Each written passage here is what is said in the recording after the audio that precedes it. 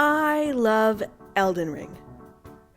The world, the lore, the quirky NPCs. I love the bosses. I love how cool they are, how hard they are, and that feeling that you get when you finally beat them. I've platinumed the main game and beaten the DLC twice. So then I started wondering, what more is there to do? As if answering my question, my social media started feeding me the same idea over and over again. My first reaction was, these people are crazy. But then I thought, maybe I could do that. The only problem is, I'm not great at the game. But on the other hand, how hard could it be? So this is a video about my Rune level 1 journey. The high highs, the low lows, and everything in between. For this challenge run, I adopted very simple rules. First, you have to start from a fresh save. Play the game, and then roll credits while still being at level 1. Anything else is fair game. Weapon upgrades, talismans, consumables, even summons. As you will see, you don't have to be very good at Elden Ring to do this challenge, although knowing a lot about the game certainly helps. So let's get started.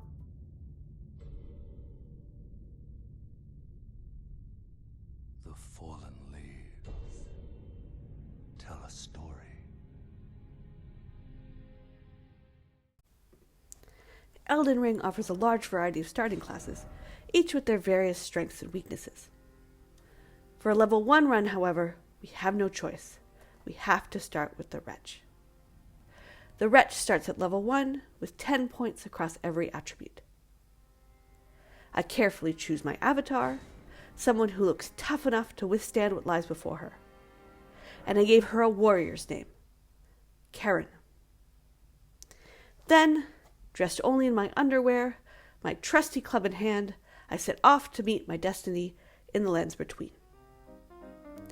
I said a quick screw you to that jerk Vare and made my way to the Church of Ella, being careful not to aggro the tree sentinel patrolling in the area. I then ran quickly to meet Melina and pick up my loyal steed, Torrent. By force of habit, clicking through Melina's dialogue, I missed the opportunity to tell her that I would not be needing her leveling services on this run, which is too bad. Oh well, next Rune level 1 run, I guess. Having acquired Torrent, I returned to the Church of Ella to pick up what is probably the most controversial aspect of this run, the Spirit Calling Bell and the Wolf Summons. But wait, you're probably saying, won't using summons completely trivialize the run? This, I believe, is a common misconception. First of all, if you're familiar with the game, it's not always clear that adding an AI summon actually makes things easier. Having multiple targets tends to make the boss much less predictable. So if, and that's a big if you have a good weapon and a decent amount of health, it's usually best to go it alone. Furthermore, at level 1, we are seriously limited as to which summons we can have. At 10 mind, we only have 78 FP, which doesn't even come close to what is required for any of the really good ones. After meeting Rena, I take a trip to Stormhill to pick up a golden seed and the strength knot crystal tier. The wondrous physics are going to be some of our most important tools. The knot tiers raise your attributes by 10 each time for 3 minutes, which will both help us meet weapon or spell requirements and also greatly help with damage scaling. I also talked to Rodrika, who agrees to upgrade my spirit summons. Since we're going to be so weak, we need our summons to be as strong as possible. I then turned to our biggest priority, finding a weapon. I'd seen people on the internet do speedruns with the Serpent Hunter, a magical spear that you can use to kill Praetor Reichard. The Spirit Hunter has 3 main qualities that make it ideal for a level 1 run. First, it has a very low stat requirement, so everyone can use it without leveling. Second, it upgrades with somber smithing stones, which means that it requires fewer upgrade materials than normal weapons, and if you know the right ways to go, you can bring it to the max level surprisingly early in the game. Thirdly, according to the internet, it deals very high damage, which is why it's one of the go-to weapons for speedrunners. Unfortunately, the Serpent Hunter can only be obtained in the mid-game, so I need to use something else before. I decide to pick up the Uchigatana in the Death Touch Catacombs because it's super fast and can apply a variety of statuses depending on its infusion.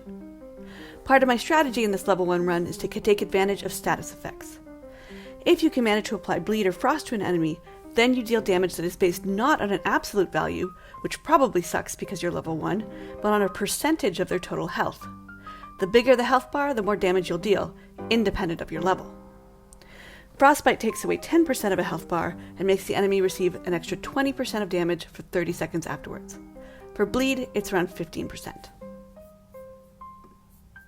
So I had a feeling that the Uchigatana, with its innate bleed, would be pretty powerful on this run. Unfortunately, the Uchi has non-trivial stat requirements, 11 strength and 15 dexterity. As we saw earlier, at level 1, we only have 10 of each, and we can't level anything up. Fortunately, Elden Ring provides numerous ways to raise one's stats without leveling them directly. Talismans, pieces of equipment, the physics, rune arcs, and ashes of war can all raise your level, at least temporarily. I therefore take an early trip into Caelid to pick up Radagon's Sword Seal, which raises vigor, endurance, strength, and dexterity by 5, and I insert it into my only talisman slot. Now I can finally ditch my club and actually wield the Uchi. While in Caelid, I also take the opportunity to pick up one half of the Dectus medallion, because we'll need the medallion to progress the game. Back in Limgrave, I take a trip to Fort Height to pick up the other half of the medallion. After our weapon, our second priority is to get a good summon. Based on various tier lists that I saw online, I decided that Stormhawk Dean would be a good one to try. He costs only 47 FP, apparently does a decent amount of damage, and even buffs your attack, stamina, and stance damage for 20%. He's not super simple to acquire, however. One needs to go to the Chapel of Anticipation, that area with the grafted scion from the beginning of the game. The only way to get there from the main game is through the 3 belfries in Liurnia, which is quite a ride away. On my way, I meet up with Raya and offer to retrieve her necklace, thereby starting her questline, which will get me to Volcano Manor and my main weapon goal, the Serpent Hunter. While I'm in the area, I also grab the Dexterity Not Crystal Tier, which will give me 10 extra dex levels for 3 minutes after I drink my Physic Flask. Back in Limgrave, I continue my collecting run by visiting Patches in Murkwater Cave. I'm pleasantly surprised to find that my Uchi, upgraded a couple times, actually does a lot of damage, despite me never leveling my character at all. Having spared Patch's life, I return to Liurnia to meet him, and he sells me Margit's Shackle, which will be of great use when fighting 2 upcoming bosses. I make it to the Chapel of Anticipation to get revenge on the grafted scion. And honestly, the damage is really good. The combination of bleed with the Uchi's Ash of War, Unsheath, makes the fight with the scion very short. I dispatch him quickly and claim my reward. My new best friend, Stormhawk Dean. Now with our primary build set up, it's time to fight our first main boss of the game, Margit. I drink my Physic and summon Dean and get ready for...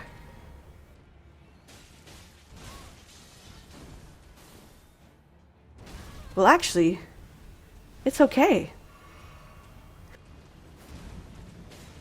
In fact, it's more than okay. It's actually quite fine. My Unsheath Ash of War does huge physical damage, and poise damage too.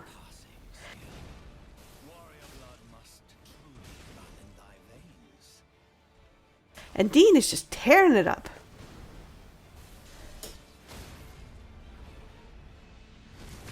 And with that, Margit goes down on the first try.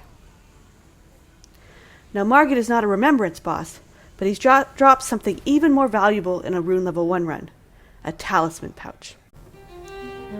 I continue on to Stormvale Castle. I thank Gostok for his concern for my safety, but assure him that I will be fine going through the main gate.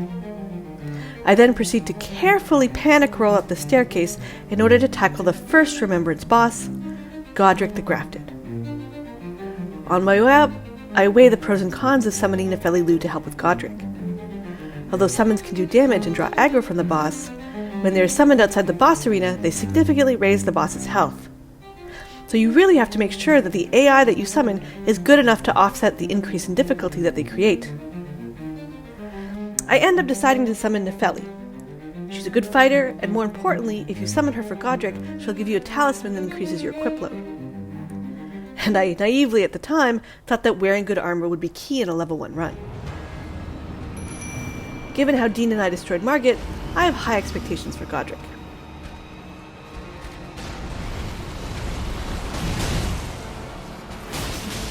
And I wasn't wrong.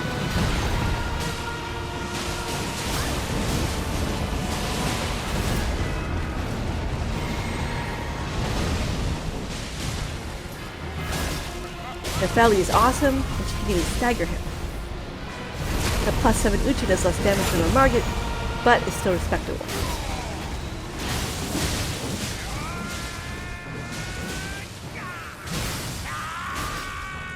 We get Godric down to his second phase quickly.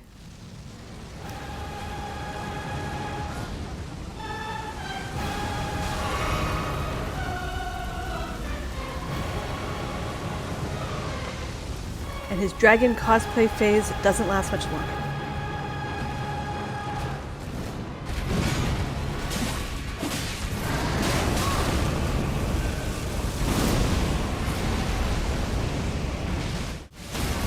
I start thinking, maybe this is not going to be so bad after all.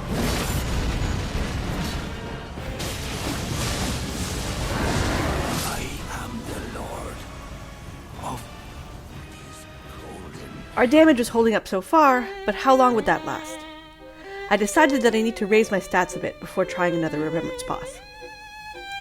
The Uchi scales primarily with dexterity, so I decided to acquire the Prosthesis Wearer's Heirloom, which raises your dex by 5. Unsurprisingly, to get this talisman, we need to save the Prosthesis Wearer, Millicent. Millicent is afflicted with the horrible Scarlet Rot Plague, and the only way to cure her is to bring a special needle to her weird, father-like figure, Gowry. The only problem is that the needle is being held by a boss at the center of the Scarlet Rot Swamp, Commander O'Neill. Commander O'Neill was one of my most difficult fights on my first playthrough. He does tons of damage, and he's surrounded by up to 8 soldiers at a time, which also do tons of damage. How the heck is someone at level 1 supposed to beat all these enemies? Fortunately, I know a cheese. O'Neill is not very observant, and despite apparently being immune to rot, he's actually weak to poison. So you can sneak up behind him, and with an incantation known as Poison Mist, you can poison him, and like a frog in the pot, he won't even know that he's dying. Poison Mist requires 12 faith to cast, but this is achievable by using the Two Fingers Heirloom, a talisman that raises your faith by 5.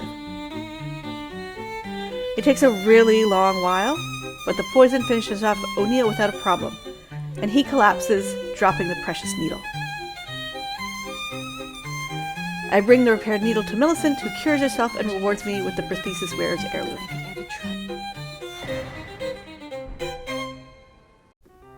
We are now all set to get our main weapon, the Serpent Hunter. I take the Dectus lift up to the Altus Plateau, and then take Raya's hand to Volcano Manor. I rush through the manor trying to get to Rykard, defeating the Godskin noble on the way.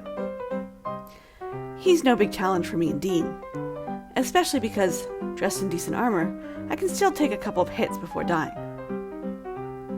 I race towards Rykard and grab the Serpent Hunter. But before fully committing, I decide to try it out on some basic enemies. Oh no. It's so slow. Listen, I know some people really like slow strength weapons, but I feel much more comfortable with faster ones. So, with a heavy heart, I decide to give up on the Serpent Hunter and stick with the Uchi. Upgrade materials be damned.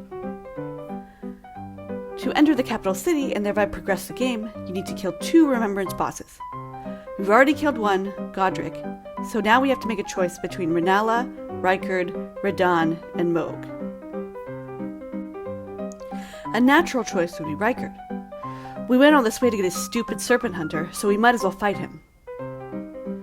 On the other hand, He has this crazy second phase move called his Rancor, in which he goes completely bananas, shooting magic and swinging his giant sword at you.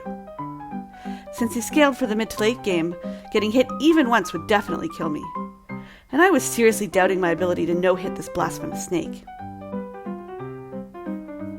Instead, I decided to play it safe and go for Renala, since at least she would have less health. I'm not gonna lie, it was not a cakewalk. Some of her summons could already one-shot me. But, after a handful of tries, Dean and I took her down. With 2 great runes in my possession, I am now allowed to enter Leyndell, the capital city. However, guarding the entrance is the demonic tree sentinel, a formidable enemy. Fortunately, he's as weak to poison as O'Neill, so I cheese him without a problem. Inside the capital city, I first have to go through the golden shade of Godfrey, the first Elden Lord, also known as Godfrey. Godfrey does a lot of damage with his huge axe, but since, unlike pretty much every other boss in this game, the timing of his attacks is consistent and regular, he's really not that hard to learn. Plus, I've upgraded my Uchigatana to plus 16 and infused it with cold, so it can do both bleed and frost damage. I've also picked up the Ritual Sword Talisman that raises my damage by 10% when my health is full. Since we will soon enter the part of the game in which any major attack can one-shot me, I expect I'll be spending most of my time at full health. Well, you know, when I'm not dead. With my build nearing completion, the damage is quite good. And Dean seems to be particularly good at getting under Godfrey's skin. So we defeat him without a problem. Yes, Dean, you're the best. Next is the return of Margit in his true form, Morgott. In many of my previous runs, Morgott has been a wall. He's super fast, and many of his attacks are super delayed. He's got this 6-move combo that just keeps going on and on and on. Fighting him can really be a nightmare. This is why we went out of our way to get Margit's Shackle from Patches, which immobilizes him briefly, but long enough to get a couple of uncheeses in for massive damage. That trusty Patches never steers us wrong. On the first attempt, we nearly have him, but his faster than light slashes strike again. The second attempt goes much better. The Uchi's double status, Bleed and Frost, are really pulling their weight, as is Dean, who buffs me and draws his aggro nicely. So basically, over halfway through the game, things are going swimmingly. Or so I thought. The next boss is a fire giant, whose health pool is enormous and whose fire attacks almost one-shot you even in a non-challenge run. Faced with such a formidable foe, I make the decision to finally embrace the heart of a level 1 run. I got naked. Getting naked is not just a way for me to show off Karen's rock and bod, but it also serves a strategic purpose. I acquired the Blue Dancer Charm, a talisman that increases damage in an inverse proportion to equip load. In other words, the more naked I am, the more damage I do. Since at this point everything one-shots me, with or without armor, there's no actual downside to playing the game in the nude. For the fight, I also summoned another buddy, Alexander Ironjar, whose questline I'd been doing. He is summoned inside the boss arena, so he doesn't increase the boss's health, but having another summon removes your ability to use Torrent in the fight, which is the way that I was used to fighting the giant. The giant is enormous and likes to roll around his gigantic arena, so keeping up with him and closing the gap to do damage is actually one of the more difficult parts of the fight. Because of this, I would have to see whether Alexander would do enough damage to justify my loss of the use of Torrent. I think it's fair to say that the fire giant was the first real wall in this run. Fuck! Anytime he or his fire touches me, I die, and not having Torrent makes the fight so God slow. Damn it. I was so close. Why? I just didn't have enough stamina.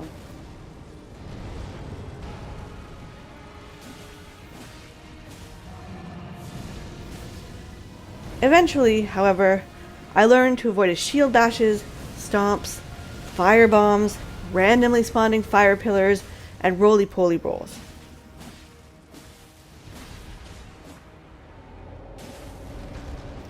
And with the help of my two friends, Alexander and Dean, we finally defeat the giant. Come on, guys, get him. Please get him.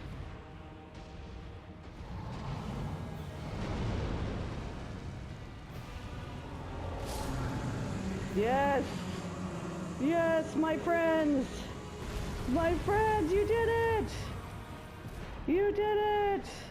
Way to go, Alexander. I love you. I love you so much, guys. I love you, Dean. You're the best. I let Melina immolate herself and end up in Fair Missoula. The first boss in Fair Missoula is the Godskin duo. Remember the Godskin noble from the Volcano Manor? Well, he's back, and this time he's got company in the form of the elastic spinny Godskin Apostle. The fastest way to kill this gruesome twosome is to craft sleep pots and then knock one out with them so that the fight becomes a 1v1. Then, if you do 2 subsequent heavy attacks on the sleeping one, you can stagger them, making for an easier kill. Of course, this is all easier said than done. And the fact that you need to craft sleep pots using Trina's lilies, which are a finite resource, adds an extra layer of pressure to the fight. During my playthrough, I'd only collected enough lilies to craft 14 sleep pots, and 14 attempts at a tough boss is actually not that many. You can also summon the NPC Bernal for the fight. It turns out that he is really not great. He doesn't understand that he's not supposed to attack the boss that is sleeping, nor the non-boss enemies hanging out in the hallway before the boss room. Idiot. He was even a bad influence on my precious Dean, who also decided to do this one time.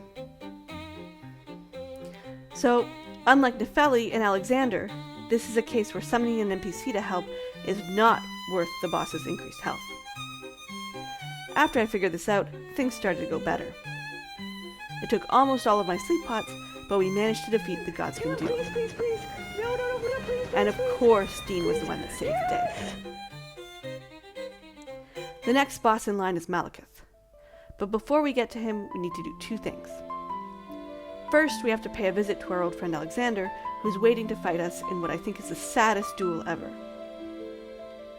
We best our favorite friend in honorable combat, and after a short, ugly cry, I pick up his delicious innards and the final talisman for our build, the Shard of Alexander. This talisman raises the attack of our weapon skill by 15%.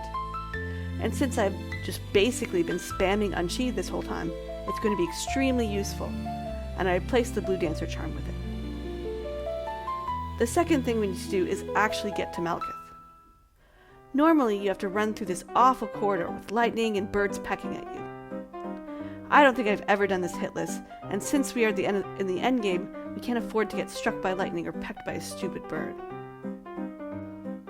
Figuring out what to do actually took me longer than figuring out how to beat some of the bosses. Eventually, I decided to learn a speedrun skip known as the Burge skip. Instead of going through the Burge and lightning mess, you jump over the side by the elevator. You then take the elevator up, run past the Beastman, and jump onto the facing wall.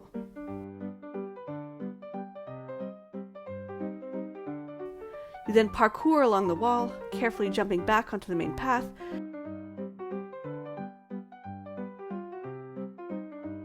and you come into the Grace before Malekith from the opposite side than you're supposed to. It took me a bunch of tries, but I managed to make it to the Grace before the Malekith fight. Now the Malekith fight was another challenge.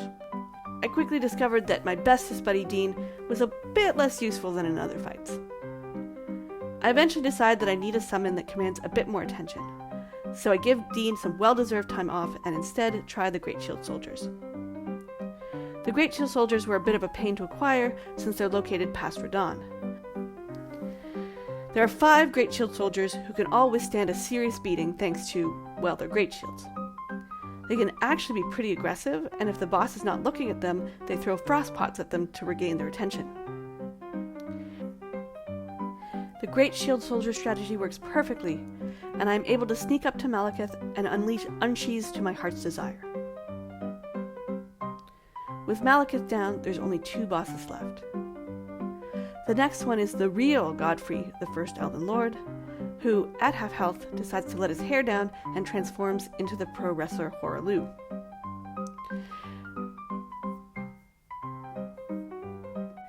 The Great Shield soldiers do their job, occupying Godfrey's attention. And Hoaraloo seems completely obsessed with them, forgetting all about me. This allows for the shortest Hoaraloo phase that I think I've ever done. And a great victory against one of the hardest bosses in the game.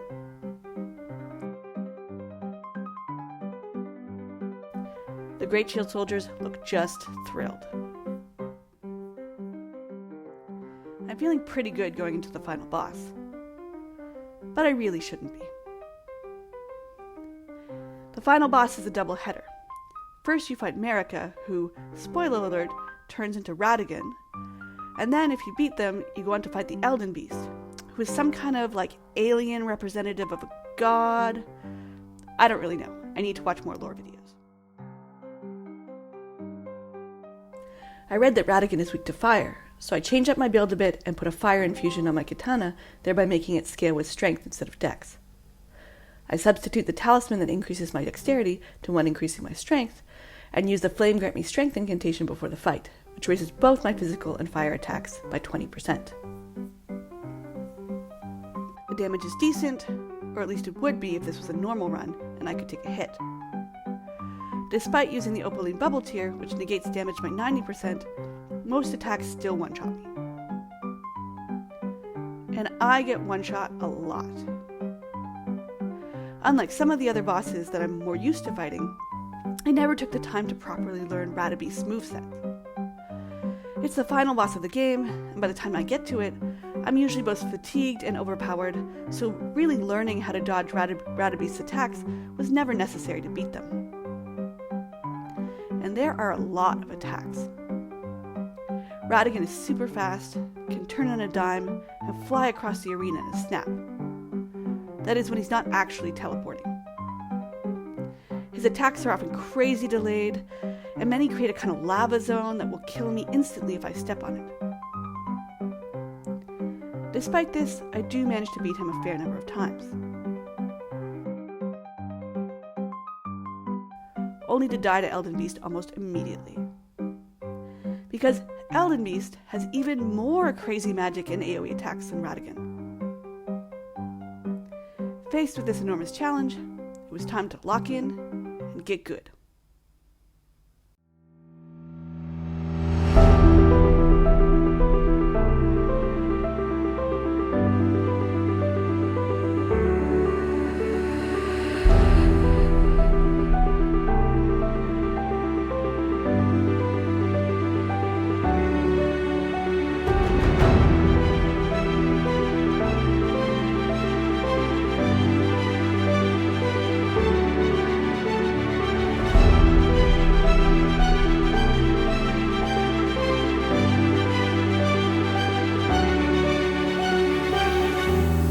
Actually, getting good sucks.